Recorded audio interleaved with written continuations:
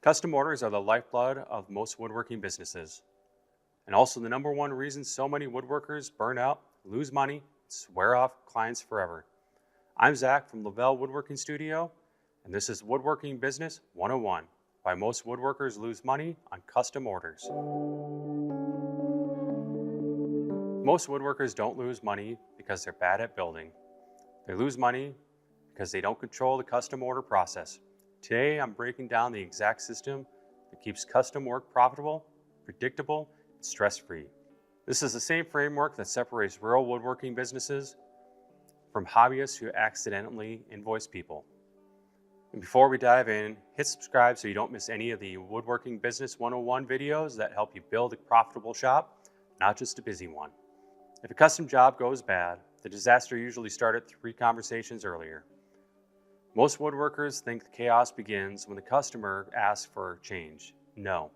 Chaos begins when the customer forms expectations you never corrected. The customer has a picture in their head, you have a picture in your head. Neither picture matches, nobody realizes it until the build is halfway done. An example, a client says, "Can you build a walnut table like this Pinterest photo?" You say yes, they assume identical, you assume inspired by. Conflict begins. If you don't lead the consultation, the customer will, and they'll lead you straight into a loss. A profitable custom job starts with a structured consultation, not a casual conversation. A scripted conversation that covers the problem the piece solves, the space it lives in, realistic materials, realistic timeline, budget, range, and revision rules. This is already helping you rethink your custom workflow. Hit the like button. It tells YouTube to push this to more woodworkers who need it. If you don't have a clear approval checkpoint, you're building a moving target. Every profitable custom workflow has a moment where the customer signs off on design, materials, dimensions, finish, price, timeline, and after that point, any change is a new project. If you're not taking a deposit, you're financing someone else's project with your own money.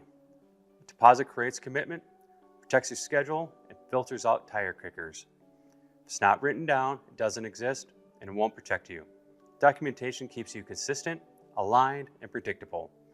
Document consultation notes, approvals, materials, finishes, change order policy, payment schedule, warranty, and communication expectations. Most woodworkers don't get taken advantage of, they volunteer for it.